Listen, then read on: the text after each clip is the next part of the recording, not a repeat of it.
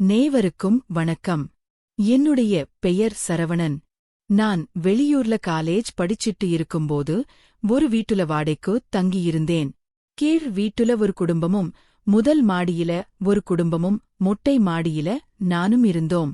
முதல் மாடியில உள்ள ஆண்டி கொஞ்சம் கருப்பாயிருந்தாலும் அழகா கும்முன்னு இருப்பாங்க. அவங்க பேரு பானு. வயசு 30. 2 குழந்தைங்க இருக்கு. அவருடைய கணவர் வெளியூர்ல வேலை செஞ்சுட்டு வராரு. அவரை நான் அதிகமா பார்த்ததும் கிடையாது. மாசத்துக்கு 2-3 நாட்கள்தான் வீட்டுக்கே வந்துட்டு போவாரு. அந்த ஆண்டியும் துணிக்காய போட மாடிக்கு வந்தா என்கிட்ட நல்ல ஜாலியா பேசிட்டு போவாங்க. இப்படி இருக்கும்போது ஒரு நாள் சண்டே. அன்னைக்கு நான் சரக்கும் பிரியாணியும் வாங்குறதுக்காக மாடியில இருந்து கீழே இறங்க, அப்ப அந்த ஆண்டியும் வீட்டு வாசல் நின்னுகிட்டு என்கிட்ட பேசினாங்க. தம்பி எங்க போறேன்னு கேட்டாங்க.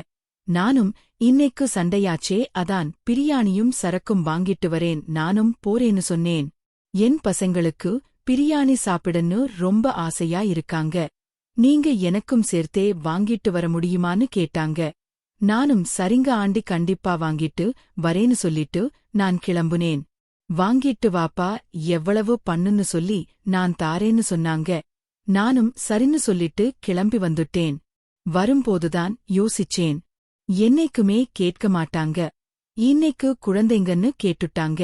இதுக்கு போய் அவங்க கிட்ட காசு கேக்கறதா?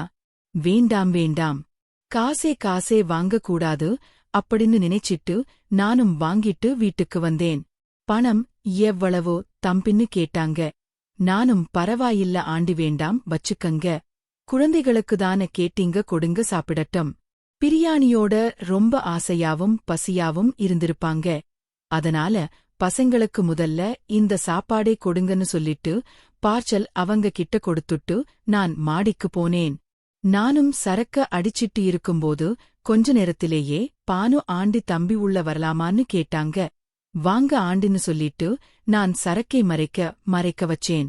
அத அவங்க பார்த்துட்டு, நீதான் குடிப்பேன்னு எனக்கு தெரியுமேன்னு சொன்னாங்க. சரிங்க ஆண்டின்னு சொல்லிட்டு மறைச்சு வச்ச சரக்கு எடுத்து மறுபடியும் டேபிள் மேல வச்சேன்.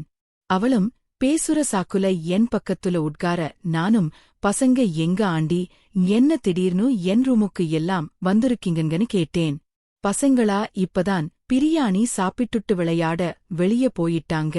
நான் தனியா வீட்ல இருக்க போர் அடிச்சது.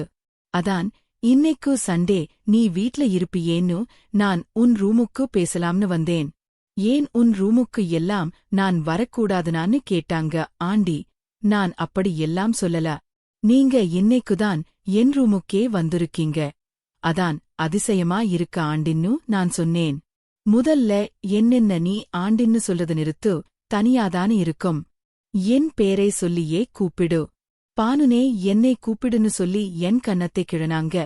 சரி பானு, உங்க கணவர் பார்க்கவே முடியலையே, அவர் எப்பதான் வருவாருன்னு கேட்டேன். அட போடா, நானே அவரை மாசத்துக்கு 2-3 நாள்தான் பார்க்கிறேன்னு சொல்லி வார்த்தைப்பட்டாங்க. இப்படியே பேசுற சாக்குலை என்னோட நெருங்கி உட்கார ஆரம்பிச்சாங்க. அவங்களோட தொடையும் என்னோட தொடையும் முட்டிக்கிட்ட இருக்கிற அளவுக்கு நாங்க நெருங்கி உட்கார்ந்து பேச ஆரம்பிச்சோம். அப்பதான் நான் யோசிச்சேன், ஆண்டி எப்பவுமே மாடிக்கு வந்தாலும் அவங்க கை கூட என் மேல படாது. நானே கிட்ட போய் பேசினாலும் கூட ஒதுங்கி போவாங்க. ஆனா இன்னைக்கு என்னடான்னா இப்படி நம்ம கிட்ட வந்து கக்ளோஸா உட்கார்ந்து பேசுறாங்களே, ஏதோ ஒரு மூடுல வந்திருக்காங்க போல அப்படின்னு சொல்லிட்டு நானும் சரி சரக்கு ஊட்டி குடிக்கிற சாப்பிடல அவங்க தொடை மேல கைய வைப்போம். என்ன ரியாக்ட் பண்றாங்க அப்படின்னு சொல்லி தெரிஞ்சுக்கலான்னு நினைச்சுக்கிட்டு நானும் சரக்கு ஊத்தி குடிச்சுக்கிட்டே என் தொடை மேல என்னுடைய தொடை மேல கை வைக்கிற மாதிரி அவங்களோட தொடையையும் தொட்டேன். அதுக்கு அவங்க எதுவுமே சொல்லல. அப்பதான் அவங்களுக்கு என் மேல ஆசை இருக்கு அப்படிங்கறதையும் நான் புரிஞ்சுக்கிட்டேன். சரி, நம்ம அடுத்த கட்டத்துக்கு போகலாம் அப்படின்னு சொல்லிட்டு, சரி பானு, அவர் மாமாசத்துக்கு 2-3 நாள் வந்தாதான் என்ன, அந்த 2-3 நாள் நீங்க உங்க புருஷனோட சந்தோஷமாதானே இருக்கீங்கன்னு நானும் கேட்டேன். ஏண்டா நீ வர? அவர் வீட்ல இருந்தாருன்னா கரெக்டா 12 மணிக்கு எல்லாம் கிளம்பி வீட்டை விட்டு போயிருவாரு. போய் வைன் ஷாப்ல போயிட்டு சரக்கு அடிச்சிட்டு 10ஆவதுக்கு சரக்கை எல்லாம் வாங்கிட்டு வீட்டுக்கு வருவாரு. நைட் வரைக்கும் புடிச்சுக்கிட்டே இருப்பாரு. அப்படின்னு சொல்லி ரொம்ப வருத்தப்பட்டாங்க. சரி, இப்ப என்ன குடிக்கிறதுல என்ன தப்பு இருக்கு? நைட் பசங்க எல்லாம் தூங்குன பிறகு நீங்களும் உங்க புருஷனும் ஜாலியாதான இருப்பீங்கன்னு நான் கேட்டேன். நீ வேற, அவரு வேற குடிச்சிட்டு தனி ரூம்ல தூங்கிருவாரு. நான் என் பசங்க கூட தூங்குவேன்னு சொன்னாங்க. சரிமான பானு. அப்ப நீங்க 2 பேருமே சேர்ந்தது ரொம்ப நாள் ஆயிருச்சா அப்படின்னு நான் கேட்டேன். ரொம்ப நாள் இல்லடா, 5 வருஷமா ஆகுது. அவரும் நானும் சேர்ந்திருந்தது இல்லைன்னு சொல்லி ரொம்ப வருத்தப்பட்டாங்க. நானும் அவங்களை ஆறுதல் படுத்துற சாக்குல நைசா அவங்களோட தோல் மேல கையை போட்டு அவங்களை ஆறுதல் படுத்தினேன். வானு, உனக்கு ஆசை இருந்தா வாங்கன்னு உங்களோட புருஷனை நீங்க கூப்பிட வேண்டியதுதானேன்னு நான் கேட்டேன். ஒரு நாள் நானே என்னுடைய உணர்ச்சிகளை கட்டுப்படுத்த முடியாம அவரை கூப்பிட்டேன். அப்ப அவரோ, ஏன், நமக்குதான் 2 குழந்தைங்க ஆயிருச்சே, போதும் போதும்னு சொன்னாரு. நானும், ஏங்க, நான்தான் குடும்ப கட்டுப்பாடு ஆபரேஷன் பண்ணிட்டேன்ல, இதுக்கப்புறம் எனக்கு எங்க குழந்தை பிறக்கப் போகுது, வாங்க நாம சந்தோஷமா இருக்கலாம்னு கூப்பிட்டேன். அதுக்கு அவரும், என்னை விட்டுடு, நனக்கா விருப்பமா இல்லை அப்படின்னு சொல்லிட்டாரு. நானும் என் ஆசையை கட்டுப்படுத்திட்டு குழந்தை கூடையேயே படுக்க ஆரம்பிச்சிட்டேன். இப்படியே நாட்களும் மூடி கிட்டத்தட்ட 5 வருஷமும் ஆயிடுச்சு. நானும் யோசிக்க ஆரம்பிச்சேன். எப்பவுமே வராத பானு இன்னைக்கு திடீர்னு நம்மோட ரூமுக்கு வந்திருக்காங்க. நம்மளோட நெருங்கி வர உட்கார்ந்திருக்காங்க. நம்ம தொட்டாலும் கூட எதுவும் சொல்ல மாட்டேங்கிறாங்க. புருஷனோட சந்தோஷமா இருந்து இத்தனை வருஷம் ஆயிருச்சுன்னு வருத்தப்பட்டு வேற பேசுறாங்க. நம்ம தோல் மேல கை போட்டாலும் கூட எதுவும் சொல்ல மாட்டேங்கிறாங்க. அப்ப நாமளே வந்து ஓப்பனா கேட்டுற வேண்டியதுதான் அப்படின்னு சொல்லிட்டு, அப்போ நாங்களும் நீயும் சந்தோஷமா இருக்கலாமான்னு நான் கேட்டேன். டேய் லூசு, அந்த ஆசை எல்லாம் போய் எனக்கு ரொம்ப வருஷம் ஆயிடுச்சுடா. சரியா குடிச்சிட்டு சாப்பிட்டோ தூங்கு அப்படின்னு என் கன்னத்தை கிழிட்டு அங்க இருந்து கிளம்பி போயிட்டாங்க.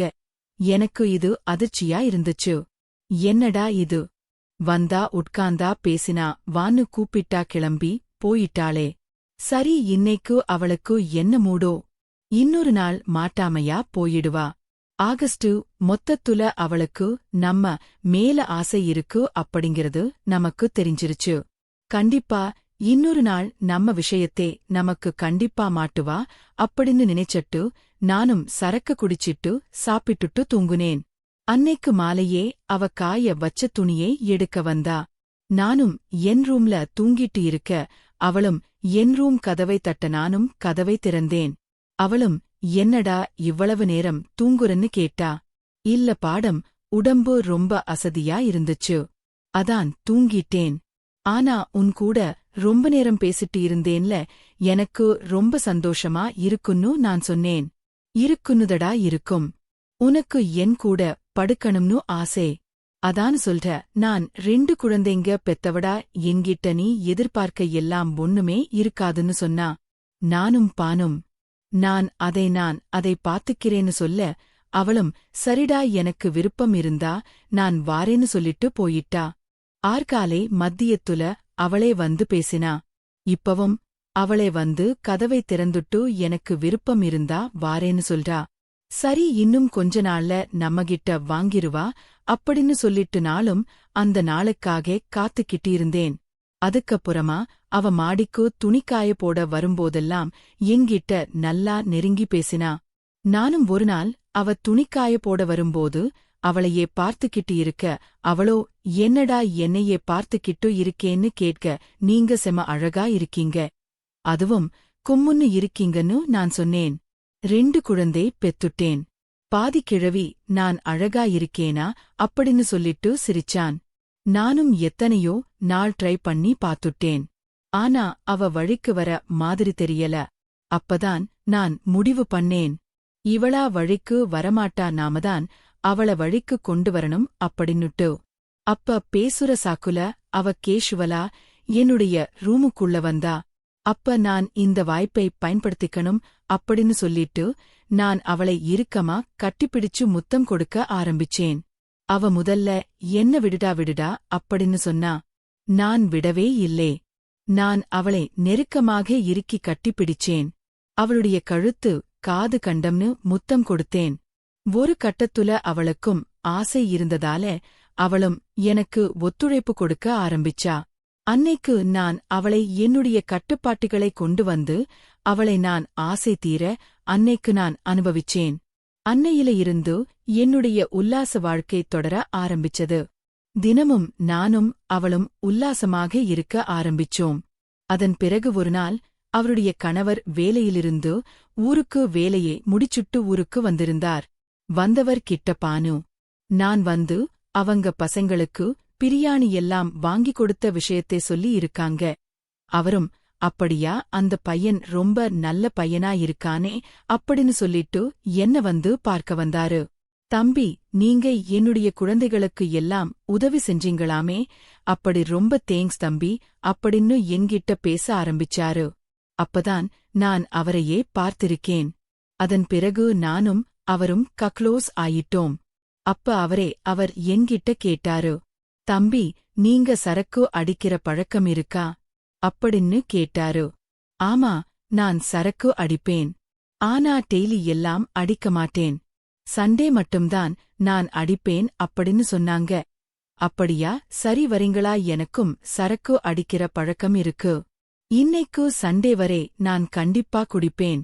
நீங்களும் குடிப்பீங்கன்னு நினைக்கிறேன். சரி வாங்க, நம்ம போயிட்டு சரக்கை எல்லாம் வாங்கிட்டு வரலாம் அப்படின்னு சொன்னாரு. நானும் சரின்னு சொல்லிட்டு அவருடைய ஒயின் ஷாப்புக்கு போனேன். அவருக்கு பிடிச்ச பிராண்ட அவர் வாங்கிக்கிட்டாரு. எனக்கு பிடிச்ச பிராண்ட நான் வாங்கிட்டேன். அதன் பிறகு 2 பேருமே எங்களுக்கு ஸ்நாக்ஸ் பிரியாணி அது இதுன்னு எக்கச்சக்கமா வாங்கிட்டு வீட்டுக்கு வந்தோம். நானும் அவரும் சேர்ந்தே சரக்கு அடிக்க ஆரம்பிச்சோம். அப்ப மாடியில துணிக்காய் போட வந்த பானு எங்களை பார்த்துட்டு 2 பேரும் ஒன்னு சேர்ந்துட்டீங்களா விளங்குனாப்பலதான் அப்படின்னு சொல்லிட்டு துணிமணி எல்லாம் எடுத்துட்டு போயிட்டாங்க. அதன் பிறகு நல்லா குடிச்சோம். அவருக்கும் போதே அதிகமாயிருச்சு. அவரும் சரி தம்பி, நான் என் வீட்டுக்கு போறேன் அப்படின்னு சொல்லிட்டு வீட்டுக்கு கிளம்பி போயிட்டாரு. எனக்கும் போதே அதிகமானதால நானும் வீட்டிலேயே படுத்து தூங்கிட்டேன். வழக்கமா நானும் மானும் தினமும் உல்லாசமாக இருப்போம். ஆனா இன்னைக்கு அவருடைய புருஷன் வந்ததால நானும் அவளும் உல்லாசமாக இருக்கல. ஆனா திடீர்னு பார்த்தா காலையில 6 மணிக்கெல்லாம் என்னுடைய வீட்டு கதவை தட்டுற சத்தம் கேட்டுச்சு. என்னடா இது, யாரோ 6 மணிக்கெல்லாம் வந்து தட்டுறாங்களே அப்படின்னு சொல்லி அன்னைக்கு நான் முழிச்சேன். கதவை திறந்து பார்த்தா பானு இருந்தாங்க. என்ன பானு, இப்படி காலையில சீக்கிரமாவே வந்திருக்கீங்களே அப்படின்னு கேட்டேன். இல்ல, தினமும் நானும் நீயும் சந்தோஷமா இருப்போம். ஆனா இன்னைக்கு நாம இல்லல்ல, அதான் எனக்கு காலையில நைட் எல்லாம் தூக்கமே வரல. அதான் நான் இப்ப ரூமுக்கு வந்தேன் அப்படின்னு சொன்னாங்க. என் ரூமுக்கு வந்தீங்களா? வீட்ல உங்க ஹஸ்பண்ட் இருக்காரே அப்படின்னு சொன்னேன். இல்ல, நான் வெளிய வரும்போது வெளிய லாக் பண்ணிட்டுதான் வந்தேன். அதனால பிரச்சனை இல்லே அப்படின்னு சொல்லிட்டு காலையிலேயே என் ரூமுக்கு வந்து என்னோட ஜாலியா இருந்தாங்க. நானும் சரி வந்ததையே விடணும் அப்படின்னு சொல்லி நானும் அவங்களோட ஜாலியா இருந்தேன். இப்படியே நாங்க ஒரு நாள் விடாம தினமும் ஜாலியா இருக்க ஆரம்பிச்சோம். அவன் புருஷன் ஊருக்கு வந்தாலும் கூட காலையில வீட்டு கதவை பூட்டிட்டு மேலே என்னுடைய மாடிக்கு என்னுடைய ரூமுக்கு வந்துருவாங்க. அதனால நாங்க தினமும் இப்படியே உல்லாசமாக இருக்க ஆரம்பிச்சோம். இப்படியே எங்களுடைய தகாத உறவும் தொடர்ந்துச்சு. வழக்கம் போல இப்படியே நாங்க சந்தோஷமா இருக்க மறுபடியும் ஒருநாள் அவருடைய கணவன் வீட்டுக்கு வந்திருந்தாரு. எப்பவும் நாங்க உல்லாசமாக இருக்கிறது போல பானும் அவருடைய வீட்டு கதவை மூடிட்டு மமாடிக்கு என்னுடைய ரூமுக்கு வந்தாங்க. நானும் அவளும் உல்லாசமாக இருந்தோம். அந்த சமயம் பார்த்து வழக்கமா பக்கத்து வீட்டுக்கு ஒரு பால்காரன் வந்து பாலை ஊத்துறது வழக்கம். அன்னைக்கு அவனுக்கு ஏதோ ஒரு வேலை விஷயம் அப்படின்னு சொல்லிட்டு அவன் அந்த வேலையை வேற ஒரு ஆளுகிட்ட கொடுத்துட்டு போயிருந்தான். அந்த பால்காரன் அந்த வீட்டுக்கு போகாம தெரியாம என் பானுவோடைய வீட்டுக்கு வந்து கதவை தட்ட அந்த காலின் பெல் சத்தத்தை கேட்டு பானுவோட ஹஸ்பண்ட் அன்னைக்கு முழிச்சிட்டாரு. அவர் வந்து கதவை திறக்கும்போது, கதவை திறக்க முடியலையே என்ன தம்பி அப்படின்னு சொல்லி கேட்க வெளியே பூட்டி இருக்கு அப்படின்னு அந்த பால்காரர் சொல்ல, அதுக்கு அப்புறமா கதவை திறந்தாரு. என்ன விஷயம் அப்படின்னு சொல்லி கேட்க பால் கொண்டு வந்திருக்கேன் அப்படின்னு அந்த பால்காரர் சொன்னாரு. இல்லைங்க, எங்க வீட்ல நாங்க பால் வாங்க மாட்டோம். நீங்க வீடு மாதிரி வந்துட்டீங்க. பக்கத்து வீட்லதான் பால் வாங்குவாங்க அப்படின்னு சொல்லி இருக்காரு. உடனே அப்படியா, சாரிங்க, தெரியாம உங்க வீட்டு கதவை தட்டி உங்க தூக்கத்தே நான் கெடுத்துட்டேன், மன்னிச்சுக்கங்க அப்படின்னு சொல்லிட்டு அந்த பால் ஊத்துற பையனும் அங்க இருந்து கிளம்பி போயிட்டான். அப்பதான் பானுவுடைய ஹஸ்பண்டுக்கு சந்தேகம் வந்துச்சு. காலங்காத்தால இப்படி வெளிய பூட்டிக்கிட்டு அப்படி என் பொண்டாட்டி எங்க போயிருக்கா அப்படின்னு சொல்லிட்டு அவளை தேட ஆரம்பிச்சாரு. வெளிய வந்து பார்த்திருக்காரு. ரோட்ல யாருமே இல்ல, ஆள் நடமாட்டமே இல்ல. அப்போ எங்க போயிருப்பா, ஒருவேளை மாடிக்கு போயிருப்பாளோ அப்படின்னு சொல்லிட்டு பானுவுடைய ஹஸ்பண்ட் மாடிக்கு வரேன். அந்த நானும் அவளும் தனிமையில இருக்கிறத அவர் பார்த்துட்டாரு. இதை பார்த்து அவர் அதிர்ச்சியானாரு. அவர் மாடிக்கு வருவாருன்னு நானும் பானுவும் கொஞ்சம் கூட எதிர்பார்க்கவே இல்லே. அவ வழக்கமா எப்பவுமே மாடிக்கு வரும்போது வீட்டு கதவை மூடிட்டுதான் வருவா. அந்த தைரியத்துலதான் நாங்க கணவன் ஊருக்கு வந்தாலும் கூட நாங்க தினமும் உல்லாசமாக இருக்கிறத நிறுத்தவே இல்லே. அப்படித்தான் இன்னைக்கும் கதவை மூடிட்டு வந்தா. ஆனா அப்படி இருந்தும் கூட அவர் எப்படி வந்தாரு அப்படின்னு சொல்லி நாங்க 2 பேருமே அதிர்ச்சியானோம். நாங்க 2 பேருமே இருந்த கோலத்தை பார்த்து அவருக்கு எங்களுடைய தகாத உறவு தெரிஞ்சிருச்சு. இதனால அவர் எங்க 2 பேரையுமே கண்டபடி திட்ட ஆரம்பிச்சாரு. அது மட்டும் இல்ல, அவருடைய மனைவியே அடிச்சு கீழே இழுத்துட்டு போனாரு. அன்னைக்கு அவருடைய மனைவிக்கும் அவருக்கும் கடுமையான சண்டையும் ஏற்பட்டுச்சு. நான் வெளியூருக்கு போன பிறகு நீயும் அந்த பையனும் தினமும் இப்படித்தான் சந்தோஷமா இருக்கறீங்களா? எனக்கு துரோகம் பண்ணதுக்கு உனக்கு எப்படி மனசு வந்துச்சு அப்படின்னு சொல்லிட்டு அன்னைக்கு ஃபுல்லா அந்த பானுவுக்கும் அவருடைய கணவனுக்கும் கடுமையான சண்டை ஏற்பட்டுச்சு. ஒரு கட்டத்துல இனி நம்ம இந்த வீட்டில இருக்கவே கூடாது, நம்ம இந்த வீட்டை உடனே காலி பண்ணிரணும் அப்படின்னு சொல்லிட்டு அவர் வெளியூருக்கு வேலைக்கு கூட போகாம வேற ஒரு வீட்டை தேடி பார்க்க ஆரம்பிச்சிட்டாரு. அவரும் அவசர. அதன் பிறகு பானுவுடைய கணவர் எங்குடைய வீட்டிலிருந்து கொஞ்சம் தள்ளி இன்னொரு வீடை பார்த்து அங்க கொண்டு போய் பானையும் அவருடைய குழந்தைகளையும் வச்சிட்டு அதன் பிறகு அவர் வேலைக்கு போயிட்டாரு. போகும்போதே தன்னுடைய மனைவியை எச்சரிச்சிட்டுதான் போனாரு. என்னுடைய தகாதரவை நீ தொடர்ந்து நான் அடுத்த முறை வரும்போது உன்னை நான் கொன்னுடுவேன் அப்படின்னு சொல்லி மிரட்டிட்டுதான் போனாரு. இருந்தாலும் கூட பானுவால தன்னுடைய உணர்வுகளை கட்டுப்படுத்த முடியல. மறுபடியும் அந்த புதிய வீட்டுக்கு போனாலும் கூட என்னோட பேச பழக ஆரம்பிச்சாங்க. மறுபடியும் என்ன அந்த வீட்டுக்கு அழைத்து உல்லாசமாக இருக்க ஆரம்பிச்சாங்க.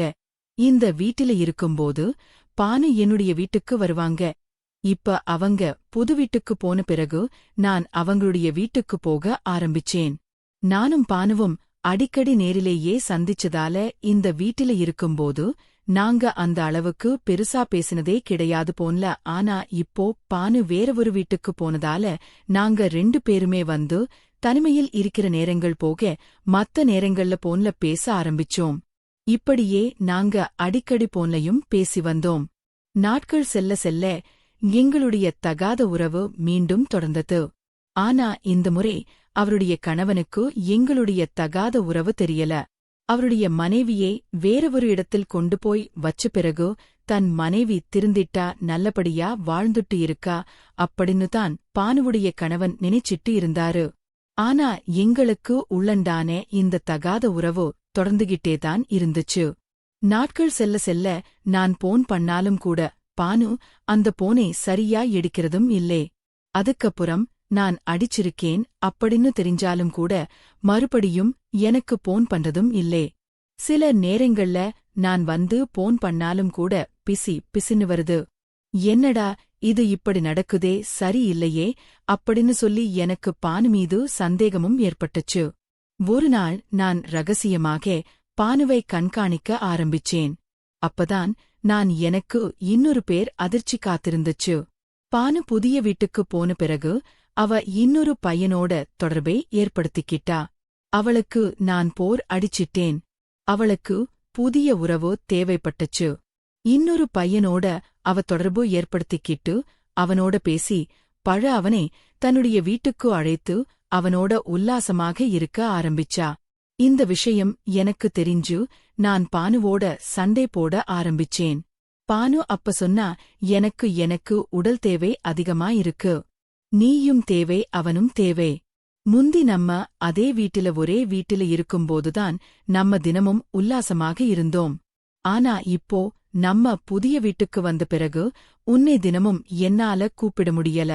தினமும் என்னுடைய வீட்டுக்கு நீ வந்துட்டு போனுட்டு போனும்னா சந்தேகம் வரும் நிறைய பேருக்கு. அதனால நீ ஒரு நாள் அவன் ஒரு நாள் 2 பேரையும் நான் யூஸ் பண்ணிக்கிறேன் அப்படின்னு சொன்னாங்க. எனக்கு ஆத்திரம் தலைக்கு ஏறிச்சு. எனக்கு பானுவை இன்னொருத்த தனக்கு விட்டு கொடுக்க எனக்கு மனசு வரல. அதனால நீ என்னோட மட்டுமேதான் நீ தகாதவளே இருக்கணும். வேற யாருடனும் தொடர்பு வச்சுக்க கூடாது அப்படின்னு சொல்லி நான் கண்டிச்சேன். ஆனா இது பானுவுக்கு கோபத்தை ஏற்படுத்துச்சு. இதனால் எனக்கும் பானுக்கும் அடிக்கடி பிரச்சனையும் ஏற ஆரம்பிச்சது. நாட்கள் செல்ல செல்ல இந்த பிரச்சனை எங்களுக்குள்ள அதிகமாச்சு. அடிக்கடி நான் பானு கூட இந்த விஷயமா சண்டை போடவும் ஆரம்பிச்சேன். ஒரு நாள் நான் போனை எடுக்க போடும்போது பானு போன் எடுக்கவே இல்லே. கொஞ்ச நேரம் கழிச்சுதான் பானு போன் எடுத்தா. அப்ப நான் பானுவோட சண்டை போட்டேன். இதனால கோபமான பானு உடனடியாக என்னுடைய வீட்டுக்கு வந்துட்டா. வந்தவ, நீ என்ன வந்து கண்ட்ரோல் பண்ற? நீ என்ன எனக்கு தாலி கட்டின புருஷனா? அவன் கூட பேசக்கூடாது, இவன் கூட பேசக்கூடாது, அவன் கூட பழகக்கூடாதுன்னு சொல்லுதுக்கு நீ யாரு? அப்படின்னு சொல்லி என்னோட கடுமையான சண்டை போட்ட ஆரம்பிச்சான். கோபத்துல என் வீட்ல நான் வச்சிருந்த கிரிக்கெட் பேட்டை எடுத்து என்ன அடிச்சா. எனக்கு கோபம் தலைக்கு எரிச்சு. நான் வீட்ல வச்சிருந்த காய்கறி வெட்டக்கூடிய கத்தியை எடுத்துட்டு வந்து கோபத்துல பானுவை மாதிரியாக குத்திக் கொலை செஞ்சிட்டேன். இதை பார்த்து இது அவளை கொலை பண்ண பிறகுதான் நான் என் சுய அனுபவிக்க தெரிஞ்சேன். ஆத்திரத்தில இப்படி நம்ம ஒரு தப்பு பண்ணிட்டோமே, நம்முடைய வாழ்க்கையே போச்சே அப்படின்னு சொல்லி பயந்து போயி நான் அங்கிருந்து அப்படியே நான் வந்து ஓடி போயிட்டேன். அதன் பிறகு கீழ் வீட்டில் இருக்கிறவங்க எதேச்சியா மேல வர அங்க பானு கொலை செய்யப்பட்டு கிடப்பதை பார்த்து அவங்க அதிர்ச்சி அடைந்து உடனடியாக போலீசாருக்கு தகவல் தெரிவிச்சாங்க. போலீசாரும் உடனடியாக சம்பவ இடத்துக்கு வந்து இந்த பெண் யாரு, எதுக்காக இங்க வந்தாங்க அப்படின்னு சொல்லி விசாரிக்கும்போதுதான் இவங்க ஏற்கனவே இங்க குடியிருந்த பெண், இவங்க இந்த வீட்டில குடியிருந்த இந்த பையனை பார்க்கறதுக்காக வந்தாங்க. ஆனா வந்த இடத்துல இப்படி கொலை செய்யப்பட்டிருக்காங்க. அந்த பையனையும் காணும் அப்படின்னு சொல்லிட்டு அவங்க புகார் கொடுத்திருக்காங்க. அதன் பிறகு போலீசார் உடனடியாக பானுவுடைய உடலை கைப்பற்றி பிரேத பசனைக்காக மருத்துவமனை அனுப்பி வைத்து போலீசார் விசாரணையை துவங்கினாங்க. நானும் பயந்து போய் தலைமறைவாக இருந்தேன். போலீசாரும் அதன் பிறகு தனிப்படைகள் அமைத்து வலை வீசி தேடி என்னையும் கைது பண்ணிட்டாங்க. அதன் பிறகு காவலிலையும் மழைத்து சென்று எதுக்காக இந்த கொலையை பண்ணீங்க, என்ன நடந்துச்சு, உங்க 2 பேருக்குள்ள என்ன உறவு அப்படின்னு சொல்லி என்கிட்ட துருவி விசாரணையை ஆரம்பிச்சாங்க. அப்பதான் நான் அனைத்து உண்மைகளையும் சொன்னேன். எனக்கும் பானுக்கும் நாங்க 2 பேரும் ஒரே வீட்டில்தான் வாழைக்க கூடியே இருந்தோம். அப்ப எங்க 2 பேருக்கும் உள்ள பழக்கம் ஏற்பட்டுச்சு. அதுவே நாடுல தவறான உறவா மாறுச்சு. நாங்க 2 பேரும் அடிக்கடி தனிமையில சந்திச்சிட்டு வந்தோம். இந்த விஷயமானது எப்படியோ அவன் கணவனுக்கு தெரிஞ்சு அவர் இந்த வீட்டை காலி பண்ணிட்டு வேற ஒரு வீட்டுக்கு போயிட்டாரு. வேற வீட்டுக்கு போன பிறகு கூட எங்களுடைய உறவு தொடர்ந்துச்சு. ஆனா அந்த சமயத்துலதான் பானு என்னை போலவே வேற ஒருத்தனுடையும் தொடர்பை ஏற்படுத்திக்கிட்டா. இது எனக்கு கோபத்தையும் ஆத்திரத்தையும் ஏற்படுத்துச்சு. அந்த உறவை நீ துண்டிக்கணும்னு சொல்லி நான் பானுகிட்ட சண்டை போட்டேன். இதுவே எங்களுக்குள்ள பெரிய பிரச்சனையாகி பானு என்னை வந்து அடிச்சா. நானும் கோபத்தில கத்தி எடுத்து அவளை குத்தி கொலை செஞ்சுட்டேன் அப்படின்னு சொல்லி போலீசார்கிட்ட வாக்குமூலம் அளித்தேன். இதை எடுத்து போலீசார் நான் அளித்த வாக்குமூலத்தின் அடிப்படையில் கொலை வழக்கு பதிவு செய்து என்னை கைது பண்ணி சிறையில் அடைச்சிட்டாங்க. தற்போது பானுடைய பானு என்னோட வந்து தகாத உறவு இருந்ததால அவருடைய குழந்தைகள் 2 பேருமே தாய் இல்லாமல் அழுதுகிட்டே இருக்குறாங்க. இந்த சம்பவத்தை பற்றிய உங்களுடைய கருத்துக்களை கீழே இருக்கக்கூடிய கமெண்ட் செக்ஷன்ல மறக்காம சொல்லுங்க. நன்றி, வணக்கம்.